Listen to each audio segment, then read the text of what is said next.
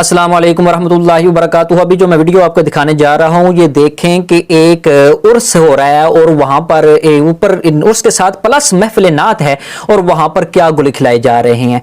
ये हाल हो गया वो मुसलमानों का। मुसलमान इतने ज़बूहाली का शिकार है यार, ये मुझे समझ नहीं आ रही। अल्लाह तबारक व तआला ने कुरान करीम में, नबी करीम अलैहिस्सलाम में, अहादीस मुबारका में, उलमाए किराम ने, मशाइख इज़ाम ने कितनी कितनी नसीहतें की हैं। अल्लाह तबारक व तआला के प्यारों ने कितनी कितनी नसीहतें की हैं। इसीलिए अल्लाह तबारक व तआला इरशाद फरमाता है ना, या अय्युहल्लज़ीना आमनू कूनू मस्सादिकीन, ईमान वालों सच्चों के साथ हो जाओ। जब सच्चों के साथ आप जाकर बैठेंगे तो आपको पता चलेगा कि कौन सच्चा है और कौन झूठा है, कौन सी चीज इस्लाम में उसकी इजाजत है और किस चीज की इजाजत नहीं है।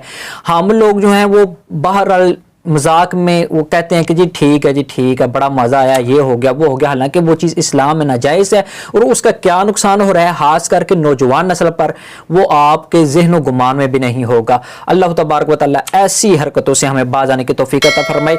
ये जो मैं भी आपको वीडियो दिखाने लगा हूँ, ये इस्लाम में इस तरह की अनहोनी ओछी हरकतें नाजायज़ हैं।